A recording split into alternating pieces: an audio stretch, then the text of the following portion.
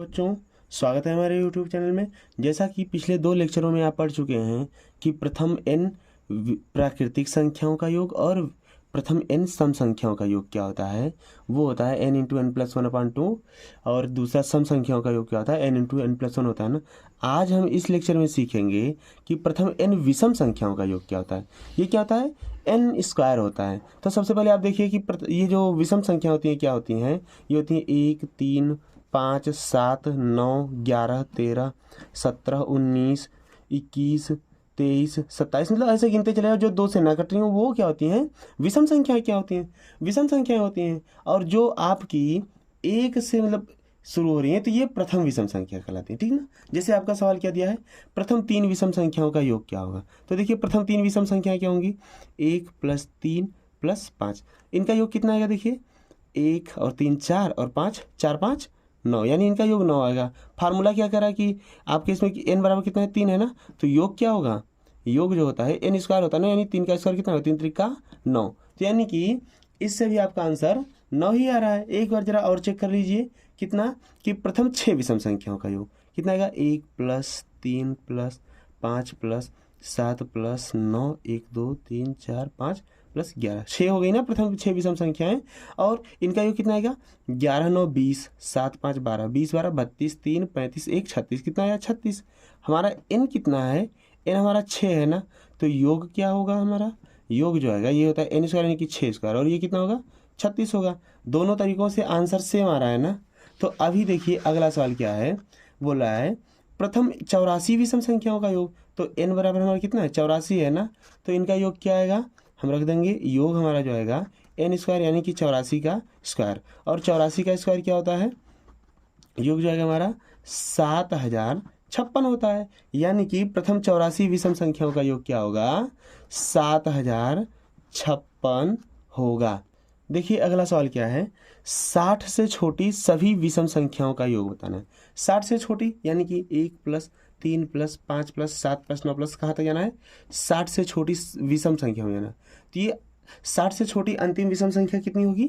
59 होगी। अब इनका योग बताना, तो क्या करें हम? 59 का स्क्वायर कर दें? नहीं करेंगे, ये n नहीं है, क्योंकि हर बार देखिए ध्यान से ये एक एक छोड़ के जा रहा है ना।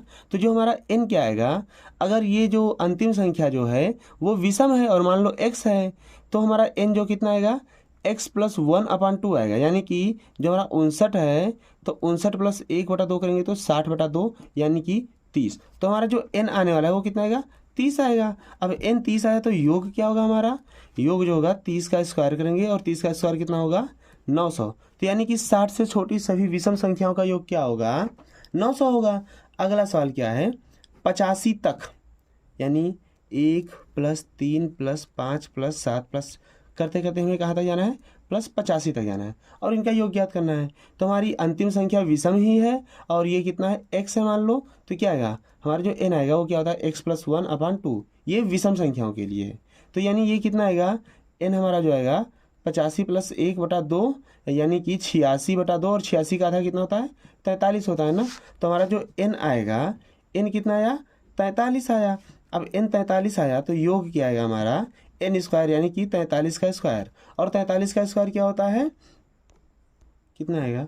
एक हम 43 का उसी से गुणा कर देते हैं, तो कितना आएगा?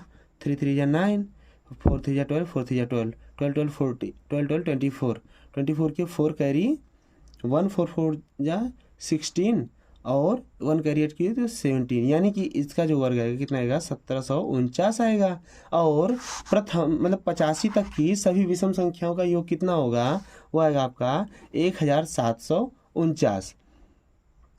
अगला सवाल देखिए क्या बोल रहा है कि 1 से लेकर के 35 तक का हमें योग ज्ञात करना है।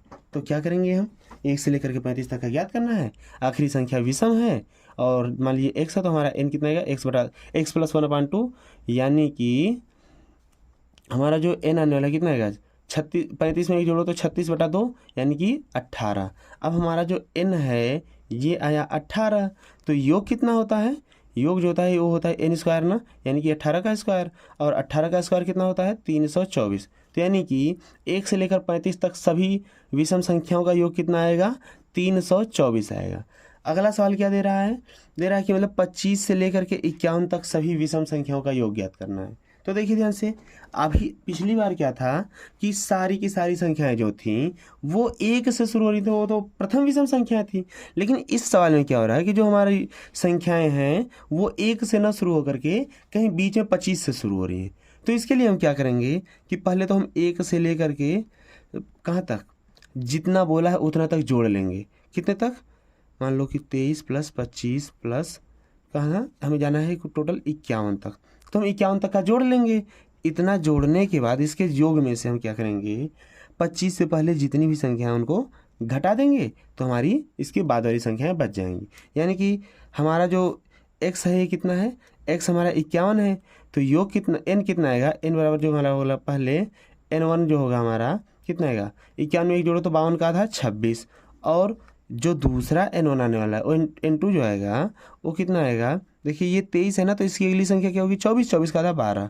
अब हमारा जो योग आएगा वो कितना होगा कि पहले 26 संख्याओं का योग कर लो, 26 स्क्वायर, उसमें से क्या घटा दो, पहले 12 संख्याओं का योग घटा दो, तो यानी कि 12 का स्क्वायर। अब a square minus B square क्या होता है, a + b into a - b, तो कितना आएगा आपका 26 + 12 और गुणे 26 - 12, या फिर आपको वर्ग याद हो तो क्या करेंगे आप 676, क्या करेंगे आप 676 - 12 का वर्ग 144, कितना आएगा 6 में से 4 हटाए 4, 7 में से 4 हटाए 3, 6 में से 1 घटाए 5, तो यानी कि इनका जो योग आएगा वो कितना आएगा 534 आएगा। तो बच्चों अगर आपको ये वीडियो पसंद आई हो तो इसे लाइक कर दीजिए और चैनल को सब्सक्राइब कर दीजिए, और ये वीडियो ज़्यादा से ज़्यादा शेयर करके अपने दोस्तों तक पहुंचा दीजिए। धन्यवाद।